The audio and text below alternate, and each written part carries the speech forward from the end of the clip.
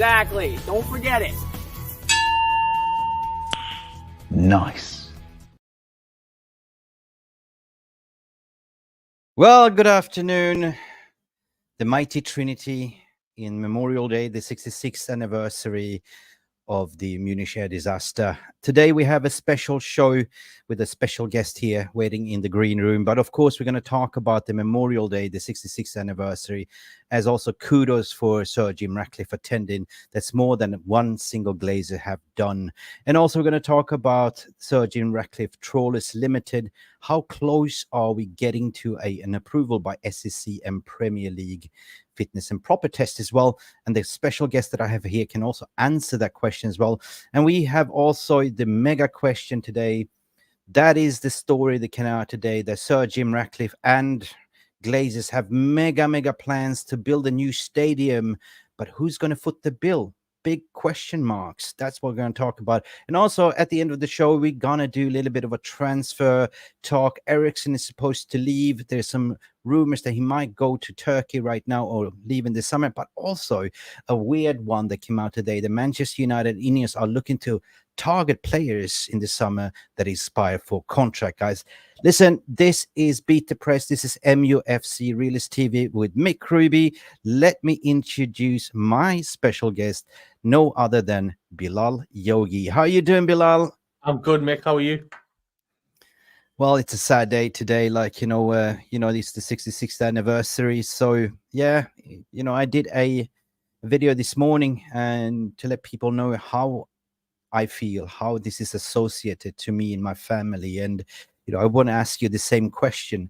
When I say like the Munich air disaster, 1958. Yeah, it's a very, to give it a bit of context, obviously for the younger viewers, it's a very sad day. 8 people, if I'm not mistaken, died at the time. One of the biggest disasters in football, still remembered till this day, and how the club suffered from that and recovered from that is a part of history, and it's something as fans we should never forget.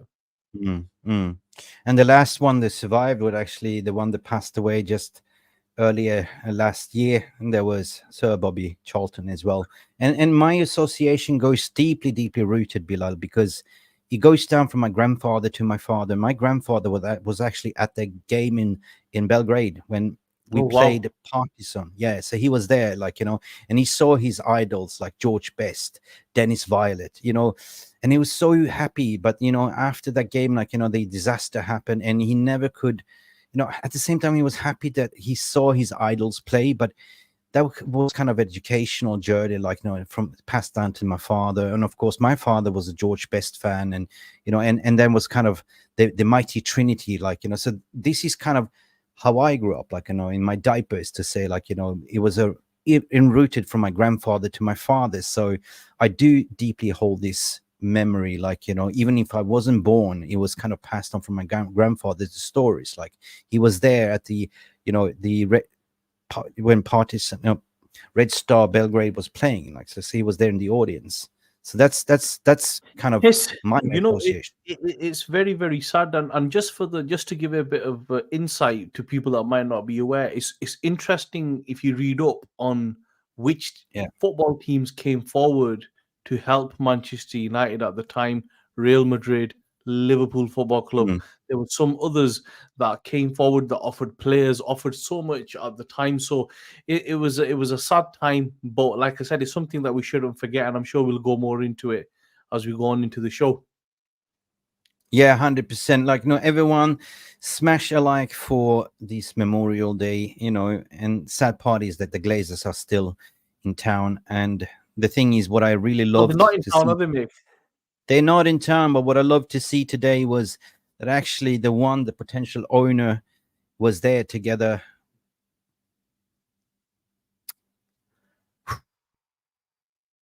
with Sir Alex. Yeah. So kudos for him for attending. That's more real kudos. They're more than one single Glazer ever done ever since they purchased the club. Guys, please do not forget to smash the like button. It's so important. Subscribe if you haven't, and give us a Glazers out in the comment section below as well in the chat. So Listen, everyone that tuned in, it's 6 p.m. Big up for all of you. Smash a like also. Go follow Bilal on where can people find you, Bilal, by the way, first and foremost? Just find me on I am Bilal Jogi on Twitter or X, and find our YouTube channel Full Time Reds, and on TikTok also. Go check it out. I am Mick Ruby and you are Bilal Jogi. And big up Lilies United, always coming in here first, no matter how late we stream or early morning. He said, sorry, new stadium isn't happening. All news are bullshit. We will talk about that as well. Yala Malmin is saying, what are you saying? News from the Telegraph. This one does look it have legs. Going to ask you the question there, Bilal, as well. Lucky Singh is here. Captain Caveman here. I can see you guys. Yala Malmin. And who else do we have here tuning? Sadek saying, remember that Sir Jim, the fracking rights under Old Trafford. Well, it's interesting once the demolition of our home is done. But the thing is, we're going to talk about, because at the end of the day, like, you know, the Greater Manchester Council cannot just demolish it. It's an iconic, how do you say, it's an iconic building. You know what I mean? It's a heritage. See, I don't think they can knock it down like that, Bilal, can they? I think they can, Mick. They can't. Have you seen the interview with the mayor of Manchester? Oh, Jesus Christ! Yeah, are we talking about the brown paper envelope here now? Yeah, the mayor of Manchester has done an interview, and anybody can go online and look at this. It's from about a week or 2 weeks ago, where he was saying that whatever Manchester United want to do, we will support it, whether that's a renovation or whether that's knocking it down, because they understand the economic impact Manchester United will have on the whole area. So they'll support anything that the club want to do. It's not a listed building. Bilal, you know, there's a common theme here, a common red line here. What I want to draw a comparison later on this show. Guys, tune in for this one, because this has a similar trait what the Glazers did with the Buccaneers. Same with the local council there as well. They threatened to move Tampa Bay Buccaneers to Los Angeles. And guess what happened? We'll talk about that later as well. Hold that beer. Hold that beer. A little bit of a smoking gun there as well. What do we have here as well? Captain Caveman, what you saying here? You can't say stay negative. This is your right. Yeah. Okay. You guys are talking to each other. Guys, this is what we're going to do. Jonathan Liljeborg is all the way from Sweden. There's also loan built on what? Yeah, loan. We will talk about that. Tank the Sherman is here. Big up to you. And what else do we have here, guys? I know it's 6 p.m. UK time. So let's just kick off the show. We have people coming in here from, this is Twitch or this is Twitter. This is one of yours, I believe, Bilal, as well. Hello, sorry for bothering you. I want to offer promotion for your channel views. I don't know. Offering views. Come on. Get a life.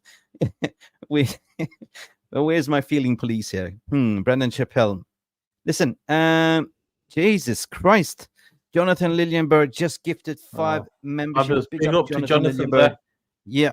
Massive thanks. I have to read out who was gifted memberships. This just comes in like flying like an uppercut here, mate. Where is my chat? My chat stopped working. I can't see. Really? Mate. Hang on, Jonathan. Hang tight. I can't see who you gifted membership. My chat stopped working. Hang on. Can you see? Shit. Sorry, guys. There was something wrong with my chat here. Now I have to go in. Anyway, I will read out the members later. We got to move on with the show. But big up Jonathan Liljeberg for gifting 5 memberships. Love and like for him as well. Glazers out. Carlos, anyway. Big up everyone. Rip Legends, 100%. Jeff Steele, all the way from Australia, saying a watch-along channel. I went to the 58 Memorial in Munich for the Champions League game against Bayern, and still is very well attended by United fans. I guess my channel was the only one that did a memorial video this morning from all of the fan channels. So I really appreciate the comments afterwards. Beautiful, guys. Big up Carlos. Jonathan O'Don is here as well. Let's kick on the show. Manchester United will never die. True. You know, you can love them, hate them, ignore them, but we will always adore them. The Busby Babes and Sir Bobby Charlton. Rest in peace. Guys, let's kick on the show. Hey, right. Where do we start, Bilal? Where do we start? Wherever you want to start, Mick. Let's start with the the executive meeting that took place yesterday in New York. Yeah. Apparently, there was some leaks coming out on some Twitter accounts. That is Twitter all the way, like, displaying some votes for Class B shares abstain for Class B shares to be converted to Class A shares. How versed are you into this story? What happened yesterday?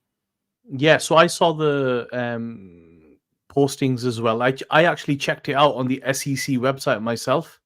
So it looks like that has gone through, and the voting has gone through yesterday. Voting has gone It'll through. be ratified tomorrow, from what I've been told. And then by Friday or Tuesday, the Premier League will give it the full green light, Okay. and the deal will be done. Okay, so in order then, it has to then be like shareholders was invited to vote. I mean, all the Class A shareholders was invited to vote. That was done online. You voted yes, no, abstain. And I think the abstain doesn't really count like a yes or no. How does it work? It was. I haven't got the numbers to hand, but it was something crazy. Like they voted for the amendment to the articles where they can convert the shares and he wouldn't lose. So basically they voted in favor of Ratcliffe's deal. At the time, Mick, if you remember when I came on your show last time, I said I cannot see this not going through just because of what he's offering the Class A shareholders. He was offering the same price as the Class B shareholders, and the Class $33 A per share. Yeah. Yeah, so it was no way they were going to downplay that. It's been voted through. The news, the research I have done since then is that tomorrow it'll get approved by the SEC in the US, and then the Premier League will approve it by Friday or Tuesday next week. So basically, first you have to seek approval. The vote. There was the vote, the proposal, and based on that result, it goes down to SEC.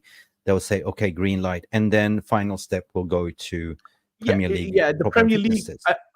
I think the Premier League test has already been done, but they cannot approve it until the SEC approve it. So once it goes through the SEC, it's pretty much done. And the most interesting thing with this is what the viewers need to understand is with this change in the constitution, what's happened is now Ratcliffe can buy more shares without having to worry about them being changed to A shares because they've amended the article, and this will help him. This will now. That was if you remember over the whole year when he was bidding, people were saying if he buys Class B shares, the Glazers cannot sell Class B shares outside of the family. Now the article has been amended. Glazers can sell outside, and they can sell to him because he has first refusal. And that is on $33 per share. To minimum $33 per share, right? So everyone's win-win here now. So basically, if the Saudis turn up and say we want Manchester United, we're going to give $40 a share. Yeah, then they have to. So either Ratcliffe has to bid $40 a share, or they have to sell up. But the interesting thing is, Ratcliffe already owns, by the time it's all done, 29% of the club. So he will only need to purchase another 71% of the club or whatever it is. So he's already got one foot in the door. And to be honest, he does. So he doesn't have to do 100% buyout. He's buying the whole thing on installments, the way it looks like to me, because they've amended everything. And if you look at the Athletic article from 2 weeks ago, where the current Patrick Stewart, I think he's called, who's standing in as the CEO, goes, interim. INEOS are going to be involved in the wider aspect of running of the club. But that's my point then, because basically, if you look at the amendment, it's Trawlers Limited, which is Ratcliffe himself pushing in. So when I looked into this, Mick, what was the interesting part was, so Trawlers is a company that Ratcliffe has set up in the Isle of Man, who have bought this 29%, right? So, but the interesting thing is that what it could open the door to is INEOS, which is technically a separate company, now coming in and saying we're going to buy another 20% of the club. Yeah, that's the path for the full takeover. Yeah, I think you're going to start. I think Look, I'm only guessing here. I'm no expert, and I don't have anyone on the inside. It's just basically opinions. This is just my opinion. I think he will start buying up shares within the next 18 months and take majority quite quickly.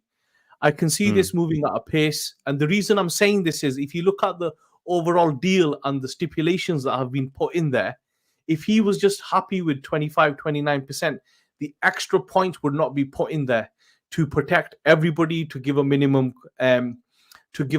cost to the Glazers, to give running of the club. I think he's looked at it from a very smart perspective to say, I start with a small installment here, right?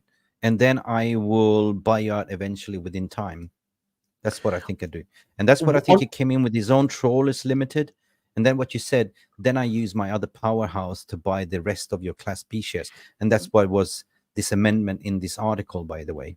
Yeah, and if any of the listeners ever tune into Talk of the Devils by The Athletic, they were saying on there, Laurie Whitwell, who's one of the best sourced journalists when it comes to Manchester United, was saying Ratcliffe was going to walk away on the 20th of December if this deal wasn't done by Christmas Eve.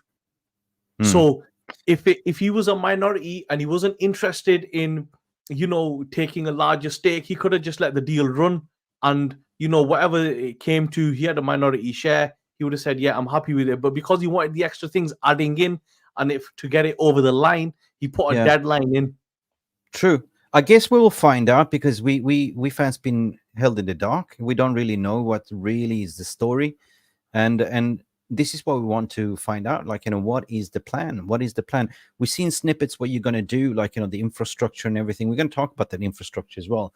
But at the end of the day, like, on this channel, and majority of fans want Glazers out full sale only.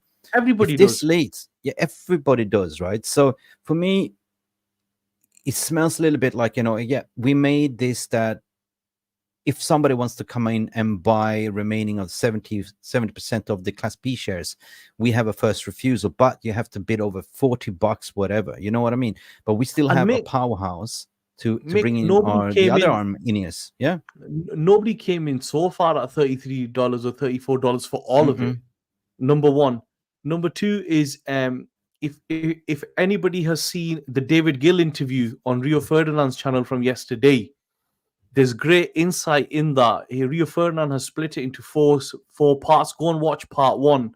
And what you'll see is David Gill saying, like, the vibe he's getting, with the insight he's had with INEOS and what their plans are and how quick they want to move on certain things. Yeah, no, 100%, guys. Listen, guys, leave your comments in the comment section. And at the end of the show, we're going to do Q&A. So leave your questions, and we're going to bring out the questions. We want to kind of get a flow going here as well. Listen, interesting days, because for me, first and foremost, the proper rebuild needs to start from the top. We've spoken so many times on this podcast, you and me, get a proper structure, a new CEO, director of football, and all that and jazz, and then build from there, right?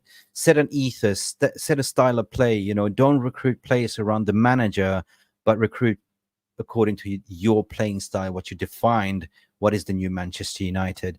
So this is the answer that I'm looking for, Bilal. Like, what is the plan, right? And they said basically after everything is going to be approved, they're going to go out and speak to the fans. And so far, so good. I'm really pleased that he actually attended. That gives me a lot of kudos. Like, he actually attended what really matters, which is the core, the DNA of Manchester United, the pain point of the 1958, the Munich air disaster.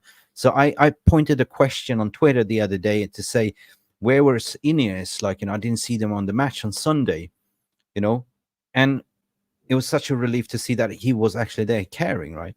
So big up kudos for me, right? In the beginning, I was skeptical regarding INEOS. I was, because I didn't see this happening. Like, what was this 25%? Like, what is this going to do? But likely what you are kind of portraying, you're painting the picture, it sounds more logical what they're going to do financially, right? Because that's, as we say, Trawlers is his own personal fund, and then by the end of the day, boom, you bring in the big guns, like, and buy the Glazers out. One thing which is interesting is, firstly, like him or hate him, and I can see in some of the comments people are not too keen on him. What you have to understand is he's put in more money than anybody has over the last 30 years into his own money into Manchester United, number one. Number two is the most important thing with him is that he's not even in charge yet, but he's making the right noises. The most important part with all this will be the proof will be in the pudding. And from what I've researched and what I've seen is the director of football, which will be the next position they fill, will only be filled once they are in position, and they're going to move very quickly on that. Fourthly, which will be my last point now, is if you look at the CEO position, this is the first time Manchester United have recruited outside of the club. And David Gill also said that in the channel yesterday. And the thing is, they're technically not even in charge, but already they're whatever they can do, they're making some sort of right noise. The proof will be in the pudding. And like I said, it can be all positive PR, but we need to see action speak louder than words. 100%. Guys, let's park that in the bud. Leave your question here. I see Lewis Green coming in perfectly for the next transition. And that is basically, we're going to talk about the stadium, guys. We're going to talk about the stadium because at the end of the day, this came out today on, actually on the Memorial Day, that Sir Jim Ratcliffe's plan is to redevelop Old Trafford or knock it down.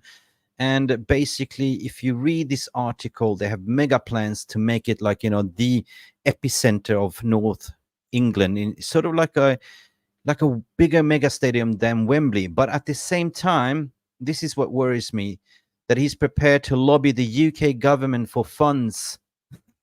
So the question is here, Bilal, who is going to foot the bill at the end of the day? Like, is he looking? I mean, this is like. Have you read this article, by the way? I did. It was a James Ducker exclusive, which I read earlier this afternoon before we spoke. Yeah. I think just to give you a bit of context, where he's saying the government for funds, the government are pledging X amount of billions of pounds towards equaling the north of England, so it has the same kind of infrastructure and everything to the south of England. Even if the government were to contribute, it won't be more than 100 million maximum, in my opinion. Yeah. So somebody still has to fork out the 2 billion or the 700 million, whether it's a redevelopment or a new stadium. Yeah. If you look at the picture here, maybe if I can zoom in a bit, but excuse me, I'm just going to zoom in. I'm on 67% here. Let me just zoom in here, guys. Sorry. You guys can see the picture. You know where the current stadium here, you have the rail line. You have Sir Busby's statue, and what they're looking here in the red, basically around this area, which it's the land bank asset, what they own, pretty much. And this is what they're looking to rebuild. And why are they looking to rebuild in that area? Well, I'll tell you why. We've been covering this for quite a while as well, because the stadium, the ground underneath is not stable enough. Like, and it's basically they hired surveyors, architectures to have a look at. Is it possible? It's going to cost 2 million approximately to knock it down and do something about it. But it's also going to cost you 2 million to build a brand new one. But the surface underneath, they say there's a river, there's pockets of gas, and it's kind of unstable. And what they've been saying is that it's a little bit too late because nobody has done anything within 17, 18 years. Like, when they built it, it was iconic. It was the state-of-the-art stadium, but now it's just debris and falling apart. So the advice they've been saying, like, we're going to knock it down and build anew.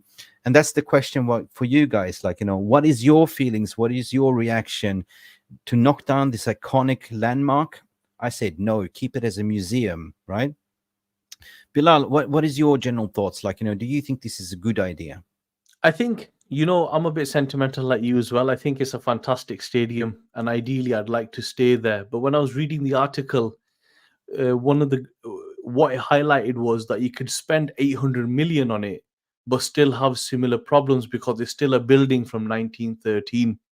Yeah. And either you spend 800 million on it and then you still have issues and it still is not up to international level, or you completely move to a new stadium in the car park at 2 billion. And you could potentially keep Old Trafford if you wanted to be extra extravagant and give it the female team. But it has a lot of history. Tottenham can move stadiums easily because really they never won anything. West Ham can move stadiums easily, can never win anything. I remember Arsenal moving to the Emirates from Highbury, and they took a long time adapting to that. I think if they do build a new stadium, Mick, it will have to look, certain aspects will have to look quite similar to the Old Trafford internally, just to give it that feel. I think if it starts looking too different, I think it will just kill the spark. The problem is nobody really wants to leave. Ideally, right? Nobody wants to leave. They wanted to do it like the Bernabeu. The problem, but the bigger problem is infrastructure. The building is from 1913, and That's secondly, even if we spend $1 billion on it, it might still have problems because the one thing, the benefit to this. Let me talk about the benefit then. If we move to a bigger stadium, the first thing with the benefit, we get a bigger stadium, a nicer stadium, and something that's on par with anything in the world. But also, what it will give us, which no one's really talking about, is if we will not actually have to move. So if normally when you knock a stadium down like Arsenal did and Tottenham, they played at Wembley for a while. We actually won't have to move because if we build it on the car park, we just literally the day open, just move across. Yeah, true. But where are we going to play in between? Pardon? Are we're still going to play at Old Trafford while the building in a 100%. Yeah. So what I'm saying is, it's not like we have to knock the stadium down and then go to Everton to play our games. Yeah, we can just move. It's a seamless transition. It is a seamless. Bilal, viewers, guys, if you're watching, let us go through this article together, right? Basically, the reason per se is the structural problems at Old Trafford. However, fans will not want to move grounds, as what you're saying. There is a concern among some that simply redevelopment of the stadium will not be enough.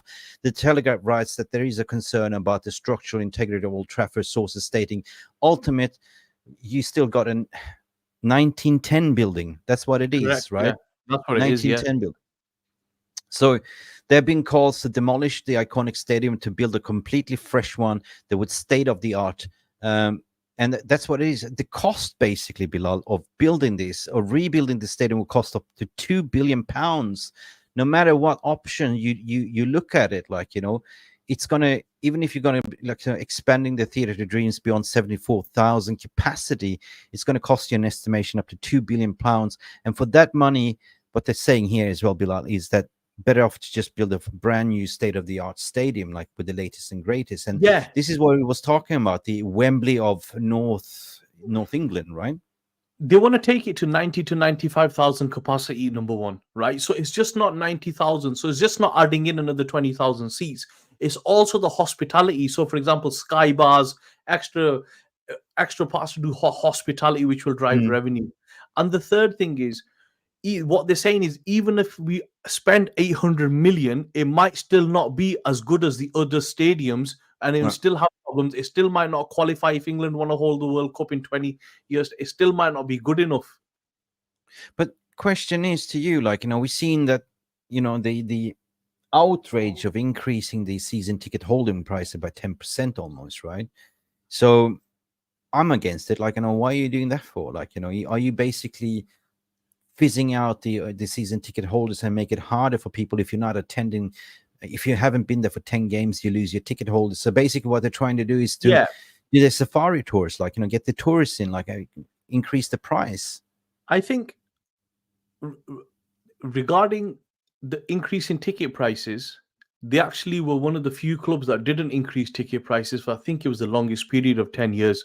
So I'm okay with the ticket price increase. What I'm not okay with is where you have to start attending certain amount of games. You have to buy certain amount of away tickets. You have to buy so many general tickets. I'm against that part altogether. And I think that's not fair on fans in the current climate. But at some point, something's going to have to give, whether they move to a new stadium or they're not going to redevelop that stadium. It's going to cost too much. And it might still it's still going to have issues. And then you're going to end up spending 3 billion over the space of 30 years and you've still got the same problem. You'll do you'll do redevelopments at 800 million. In 3 years, 4 years time, you're going to have to do some more developments at 500 million. Then in 4 years, you're just constantly spending it to keep it up. And whilst others are building newer stadiums. Okay. VR Room, thank you for tuning in. Don't forget to hit that like button if you haven't right now. Smash the like button for Bilal as well. Guys, I want to sort of get to this to the jumbo screen. So you can see, according to the Telegraph reports, Ratcliffe wants to build a new stadium which rivals Wembley, believing that the North England should have the stadium that can match the iconic ground in the English capital. He's prepared to lobby the UK government for funds within Westminster to look to meet the levelling up promises. And this is something that, Bilal, that rings a little bit bell what Malcom Glazer did with the Buccaneers, right? They paid nothing, and I'm going to bring this article as well. So, hang on a second, bear with me, because I digged out this 19-year-old article from the Guardian, and you can look it up for yourself. I will paste it in the video description later on as well. So, basically, this was when Malcom Glazer took over the Tampa Buccaneers, right? Once he took over, the Glazer raised the ticket prices by 10% at the start of his first 2 seasons, changed the team jerseys from discussing orange to more palatable pewter red, and promised to keep the Bucs in Tampa for 2 years until the new stadium could be sorted out. U.S. sport franchises move between cities, and this is what happens. They move from the cities. That's like, what happens in U.S. He then came up with a solution to put half of the money for the new facility in Tampa community would come up with the rest. When that idea ran into problems,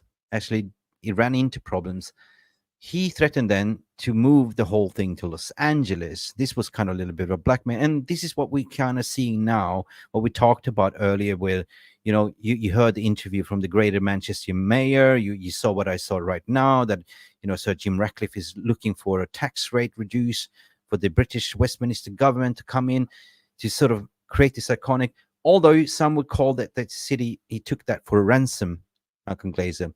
So that means that they got the politicians worried. They didn't want to sort of to lose because of the tourism and stuff like that, similar to what we see here right now. This is a parallel story. This is my opinion, which they then caved in and endorsed the tax increase to finance a new 168 million facility. That was back then, right? That did not cost Glazer 0 cent. And back then, this stadium is now called Raymond James Stadium. Back then, is worth about $500 million to the Glazers. So that is kind of goddamn smart business, to be honest. Yeah, so do you see absolutely. the parallel, what I'm trying to say here, right? Glazers has done this before. I do understand, and I understand everyone's concerns on this, and what nobody wants, and something closer to home actually, Mick, is interesting if you want to look this up, is what happened to Coventry City. They got into a similar mess, and they ended up with the council buying the stadium, and they didn't have a stadium to play in, and they were playing in Birmingham. I think ideally no one wants to get into that, and hopefully it will not get to that. I think, in my opinion, I think they will just raise the money, whether that's through financing or sponsorship, like they did at Barcelona to fund this. I think that's the only way, really, of getting this over the line. I mean, at the end of the day, guys, I put that link for this old Guardian article in the chat if you want to look it up.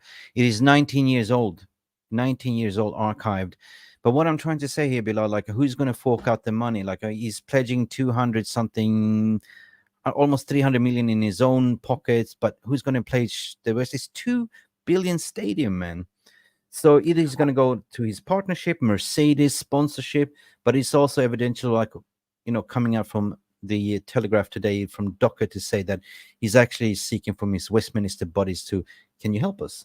We're also seeing that he's speaking to the, Greater Manchester mayor as well.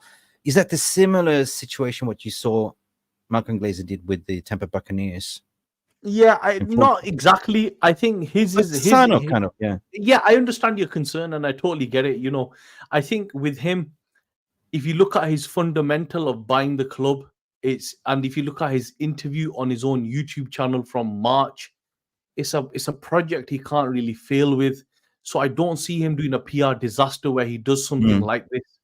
I think, in my opinion, he will raise the finances through loans, sponsorships, whether that's 800 million or the 2 billion, and that's how they'll get to build this new stadium, and that's how they're going to have to do it. I think it'll be a PR disaster if he did something like that, and it'll just be pissing up the 2 billion he's already spent for no reason whatsoever to make it. He doesn't want to come out looking worse. He needs to come out looking better. At the end of the day, guys, like, you know, there's so many questions. And as a fans, this is our opinions. We are debating. Nobody really knows until everything is laid down on the table. And that's the only thing that I'm looking forward to, Bilal. Like, you know, honest to God, this whole takeover saga has pulled my hair. You know, I'm getting bald almost. Like I'm having like a high. I used to it's have like we're playing a high line here. High line. High line. You know, look, you're already bald. Yeah, exactly. You know, I used to have hair like you when this started. In the start. Yeah, one thing I have heard, Mick, is that once this is the officially done, he's gonna do an exclusive with Gary Neville on the overlap. I think that's already been recorded, and that'll give an insight into this whole process. Right. Well, that's all we want to hear from a fan base perspective. We need peace. We need to move forward because now we're starting to perform on the pitch. Everyone has spoken about the Leacher. I heard something today from a friend of mine called Ross Fairclay. He's a coach. He's a professional player, and he basically said it's not on his same foot, the metatarsus foot. It's basically the knee is on his right knee. So if it was the same foot and knee, that would be like, you know, a disaster. But at the end of the day, it's going to take 4 weeks for him to get back to the grass, precautionally 8 to 10 weeks. But the question, the debate is, should we rush him back in or should we just not have him? Let's just restart, mate. Just come back fresh from the season. Bilal, it's such a conflicting. I love Martinez to death, but it's so unlucky, mate. Like, do you think that if it comes back within, let's say, 6 to 8 weeks, do you think we should play him, or do you just reckon I think it was just purely unlucky. You know, nobody's tried to hurt him. He's just had one of them injuries where the player has landed on the back of his knee. And anyone that plays 11 aside will know these happen all the time, especially on corners on Sunday League. But I think once he's fit, he has to play Mick because we're a different side with him. I think the most important thing is not to rush him back. I think to rush him back, properly. And there's a lot of misreporting going on. He actually won't miss 8 weeks. He'll miss 6 because there's an international break coming up as well. Oh, yeah, So he's only going to miss 6 weeks of this. So he'll be back after for the Liverpool game, I think it is, after the international break. But one thing is that, you know, we missed him so much. And I think this was his 3rd game back. And you can see how well we missed him, man. Of course. One of my favorite players at the moment, man. He's a beast. He's an animal. He's a top player. Yeah. Anyway, guys, dudes, we got to move on with the show as well, and do let us know what you think about the Leacher situation. But I'm just relieved that it's not a full, what do you call it, ACL. Like, it's just a strain. It's like a little bit of a stretch, and it's all about, like, you know, recovering. It's going to take 4 to 6 weeks. But as you said, we have an international break in between. Yeah, there's an international break. So when they're saying 8 weeks, they're actually lying to you. It's actually 6 because we've got a 2 week international. I think it's mid-March or somewhere around that. I can't remember. Bro, I saw this West Ham account on Twitter, like, you know, West Ham transfer. Did you see that? Like, you know, he said this is the best Sofal has done ever this season. Did you see that tweet? I went apeshit on that guy. It was just some kid. Just some kid, some idiot. Some trolling, right? Anyway, listen, guys, we're 38 minutes into the stream. I hope you're enjoying. How many of you are watching? Please do give us a like button as well. I think there's more than 100 of us. If you can get up to 100 likes, please, we will more appreciate it as well. And do follow Bilal as well on his Twitter and his socials as well. Just going to go to some of the star comments as well. We have producer Mark in the background saying, Mick, I hope to win Lotto soon to buy shares in United and help some of the parasite of the club. You can only believe, you can only hope, my friend. Big up Jeff Steele all the way from Adelaide. We have also Sadek Rahman say, will Sir Jim bid over the price to buy United shares over $33 per share, Bilal? Will he? Well, he doesn't need to. Two Glazers want to sell, right? And if there's no one else at the table and they want to sell, they get $33. The club could get relegated this season. They're still going to walk out with $33 a share minimum, right? It's a win-win situation. So in 18 months' time or in 6 months' time, if two of them come, if two of the siblings go to Jim Ratcliffe and say we want to sell, and there's no one else on the table to buy, he can buy them at $33 a share, and it's still good rate because the debt and the situation of the club. It's not like it's going to increase massively in value in 18 months and they're going to build a new stadium. So But Bilal, yeah, go ahead. I was speaking to a finance expert on my own podcast, and he was saying if they get $34 a share, they should just take it and go, because that's a really good value for what they're getting. Just like Russell Peters, take it and go. Take it and go. Take it and go. Yeah, just take it and go. Too good, Bilal. You're too good. Take it and go. Yeah, exactly. Guys, jokes aside, anyway, we are here a little bit to have a little bit of jokes as well. But at the end of the day, something popped in my mind when you were talking, right? Why would you then, if you're planning to fish them out, like, you know, what would you take on to actually go the extra mile with the stadium and everything else, unless you have a plan to totally buy Very them out? simple. Very simple. Debt to equity. Debt to equity. All that means is if Jim Ratcliffe clears the debt or builds a stadium and puts $2 billion in, that $2 billion becomes equity in the club and becomes shares. So he might go from not having to give the Glazers any money, but paying for a new stadium or clearing the debt, and that becomes equity. It transfers into equity.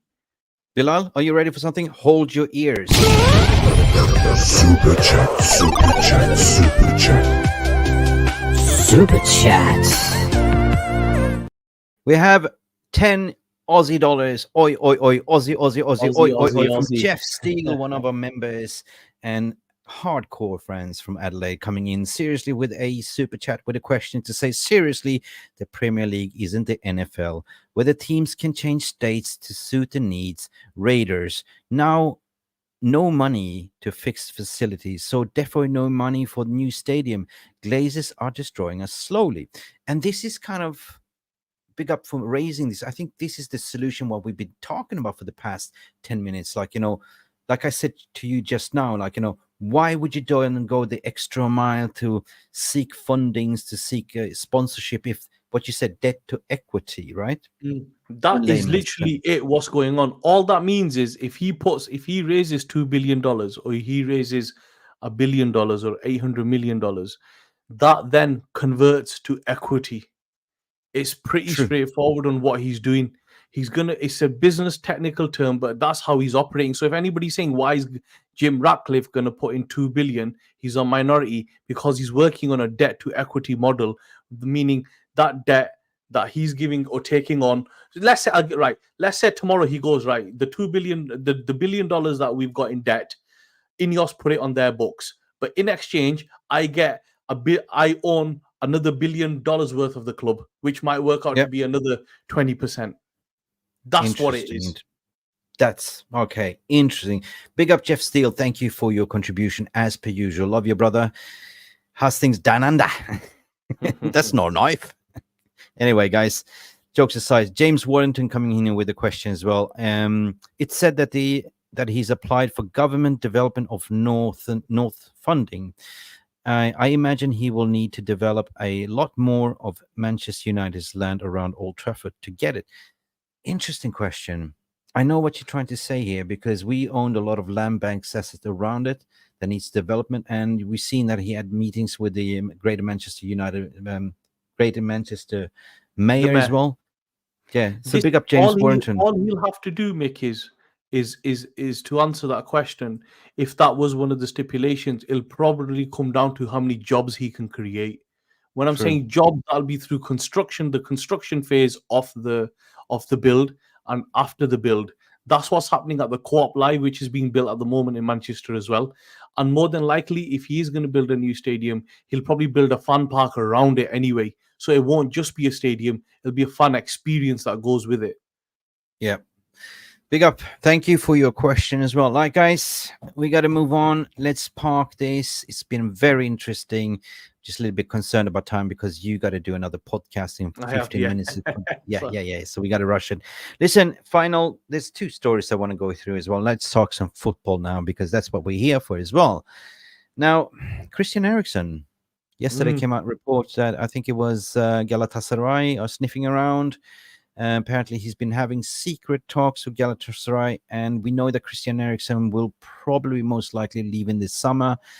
The window there in Turkey is still open for another week. Would you think he's going to go? They're talking about a little bit of a small fee. Mick, I think from what I heard, he wasn't too keen on going to Turkey for 6 months. It'd have to be a permanent transfer rather than a loan, which was originally offered. And I think the problem United have got is Amrabat isn't settling too well. Otherwise, they would let him go. I think it's a 50-50. He's not really played since November much, since he's been back. He's only played No, 2-3 games. He hasn't. But the thing is, the funny things with the Turkish club, Galatasaray, Fenerbahce, who do we have? They've been fishing around our players like Anthony Martial, but they've been quite smart. Like, yeah, they've been like, been there fishing. There's been reports there. They're window shopping, but they're smart as well. So if we wait to the summer, like they did with Anthony Martial, what would we put in a bid right now? Just play your contract. I will give you a sign-up bonus. Yeah, I think. Off you go. Yeah. I think from what I saw, there's not much space for Eriksen going forward into next season. It's up to the club now whether they want to cut ties with him now or in the summer. I think he's a free transfer in the summer, didn't he? He only signed a 2-year deal. I'm pretty sure he's a free transfer in the summer. Yeah. Oh, guys, we have JP here saying, one of our members. Yeah, definitely. You can buy me a coffee. There's a link in the video description. You can buy me pizza, beer. You can buy Jarvis. You can buy the whole team, as many coffees and beer you want. There's a QR code. If you can, producer Mark, remove JP's comment for some reason, or maybe I can do that by doing so. Buy me a coffee. Here we go. Yeah, become a member of this channel. Doesn't cost me very much.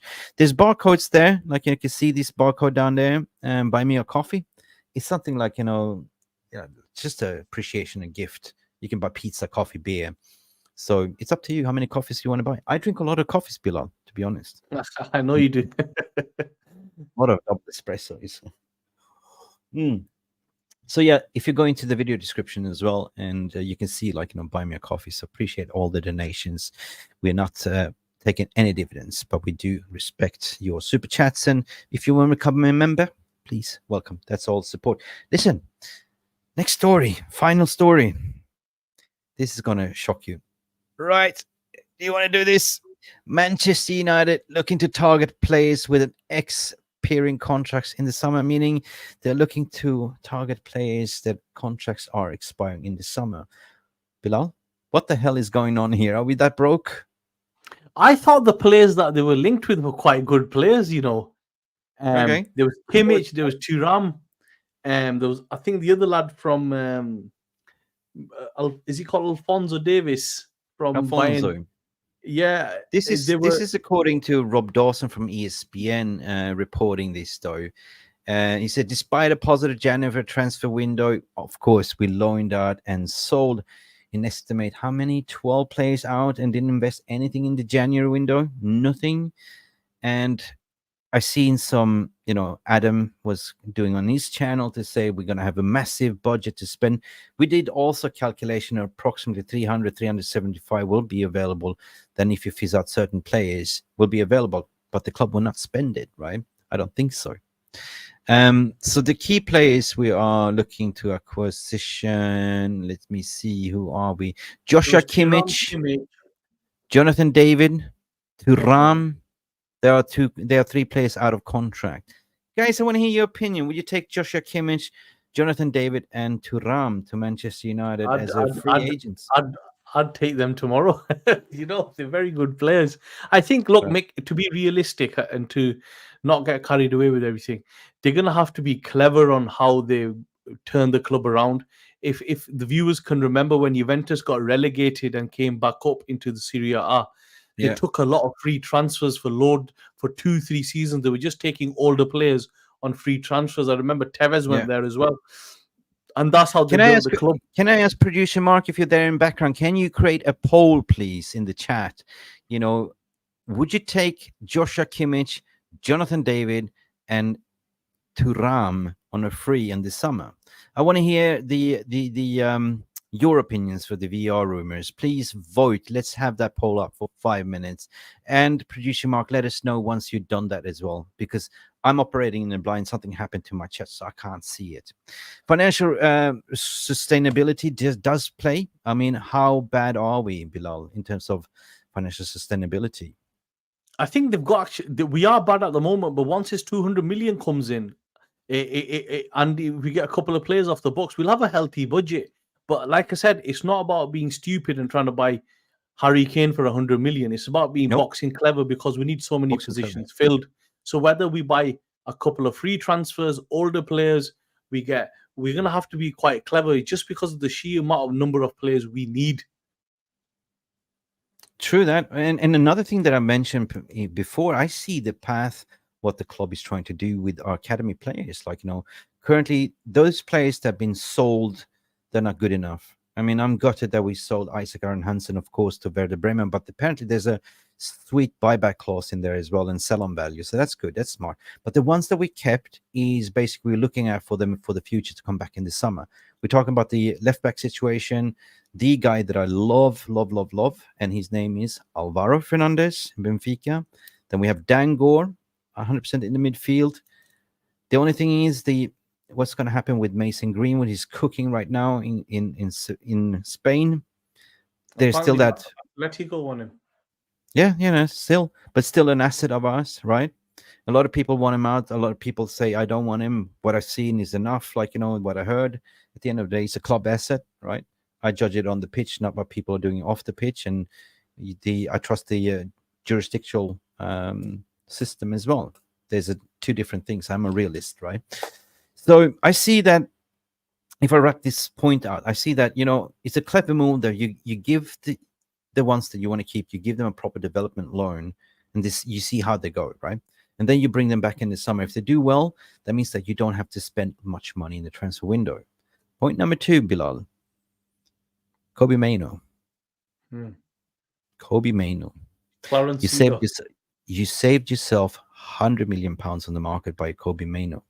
The way he's going, that type of characteristics, style of play, mental character is similar. You can look at the market like, Moises Caicedo, right? You can look at Enzo Fernandez. You can look at Declan Rice. They all went for £100 million plus, right? We don't have to go and spend that money. And Ten Hag has to get credit for that. Yeah, true. For bringing him through. Yeah, but who are you going to play? Who are you going to play next to Kobe? Kimmich. Are we going to Kimmich? What's going to happen to Casemiro? Do you think they're going to sell him in the summer? I think, Mick, in my honest opinion, Casemiro should not be sold in the summer. I think we should keep him for one more season. Yeah, and I think what they should be doing is looking to fill the other positions which are more problematic for them. And for example, centre back, right back. We need another striker, right wing, another midfielder, and these are the positions that need filling. What's worked for Ten Hag is that Garnacho has worked very well on the right-hand side, which might be a blessing in disguise. But the most important thing is that what we need to understand as fans is not every academy player is going to make it at the top level. Not every player. I remember when fans were going crazy when we sold Chong and Angel Gomez and all these players, but not every player is made for the top level. And what Ten Hag is saying is, and I agree with, that they have to be up to an exceptional level for them to play for Manchester United. It's like Pellistri. How long have we had Pellistri? He's just wasted his career for no reason. He's not a Manchester United level player. And these type of players, we need to move on quickly. 100%, man. Yeah, there's another goalkeeper. What Madhouse is saying, big up, guys. I don't see the poll. But guys, we put a poll up according to Mark. I want to hear from you as well. Let me just keep talking. Can I just add something regarding the goalkeeping issue? Right? Yeah. It's not as a big of an issue as people are making out. I watched Alisson, and I have watched Alisson multiple times. He does constant howlers in big games. The thing is, if you have a goalkeeper who's gonna come off his line and he's going to be a bit more dynamic, there is a chance he's going to hit another player and he's going to miss the ball. That's the whole point of it, right? That is, he's not going to have 100% catch rate. He's not going to have 100% punch rate. Number one.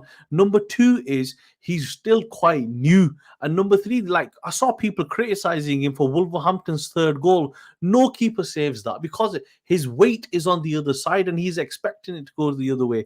So this constant criticism of him, I was watching on that game on Sunday between Liverpool and Arsenal. Both keepers were terrible. Yeah, that's true. Chelsea is in the mud as well. Like, come on. People been focusing on Erik ten Hag. People been focusing on us. But now they're starting to turn on bloody Pochettino. He comes out for a punch and he knocked a player out. He's not going to have 100% punch rate. It's impossible. He doesn't. He looks a bit. He on his line he bounces around to that. The second goal against Wolves, it's hit the ground and gone up. He can't do anything with that. The third goal, which is gone, it's a counter attack, and they've gone to the short corner on the left. He can't stop that. So the extra scrutiny is pointless. Listen, another thing that big up Alex, we have such a diverse Здравствуйте. We have such a big audience. Alex from Russia, Здравствуйте, братан, как дела?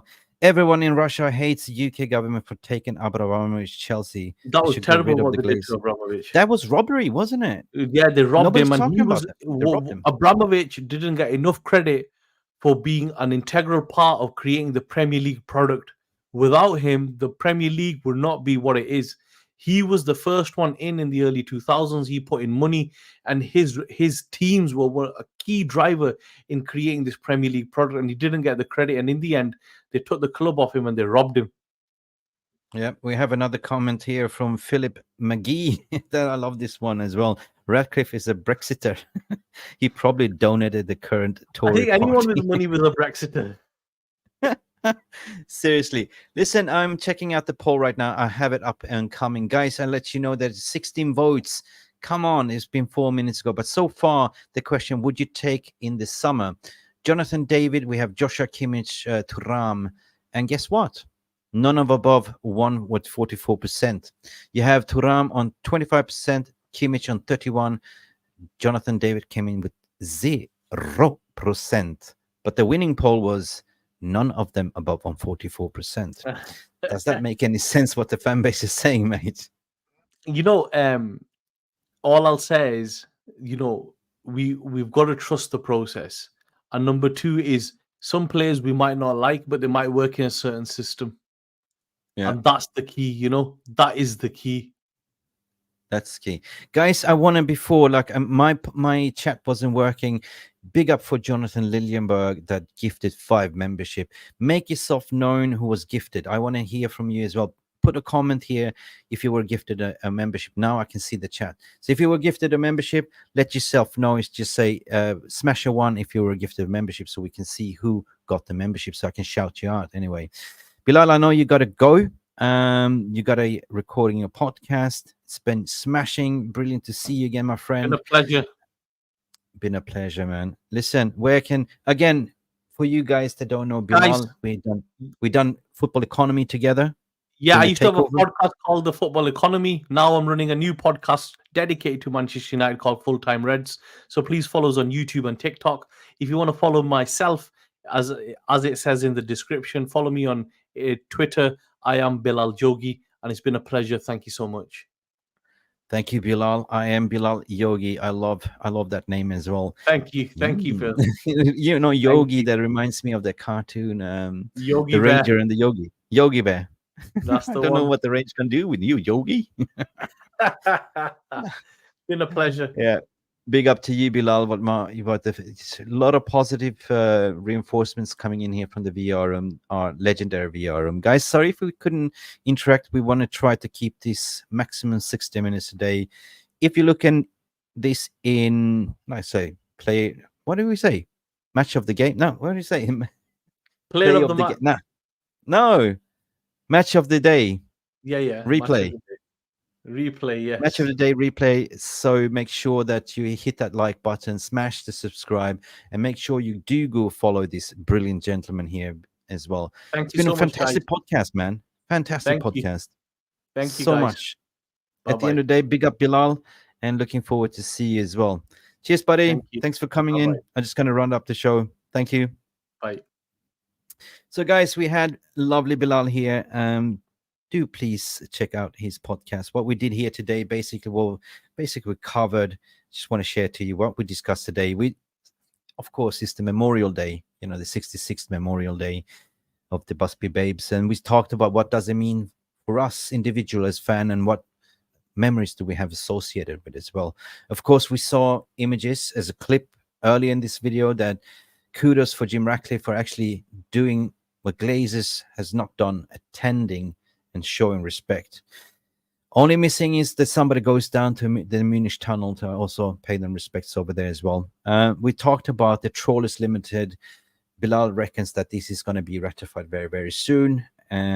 So let's see. At the end of the day, as a fans, we just want to have a resolution. We want somebody to come out and talk to us, give us the plan. We spoke about the mega plan, stadium development. How is that potentially going to be funded? We did a comparison with Malcom Glazer, how he didn't spend one single penny and held the local council, Tampa, for hostage. So basically, they funded it all. We read from the Telegraph docker.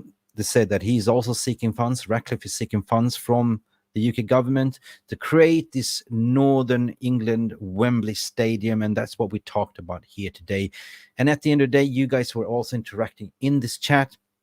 We spoke about the overall transfer market, about Eriksen, and, the club is kind of looking into bringing in players on contract. It's out of contract at the end. We did a poll about that. There was Kimmich, there was Jonathan David, there was Thuram. And the vote came that 44% of you says none. We're not having it. None of them above. Anyway, guys, big up for coming in here. Thank you for watching, guys. Smash that like button.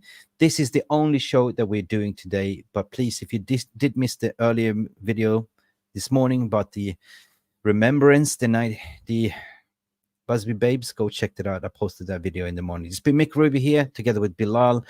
It's been Mufc Realist TV. Please don't forget to like and subscribe. And glory, glory, Manchester United. Glazers out, bankers out. Peace, love, and prosperity. Have a nice one. See you to the next video. Bye for now.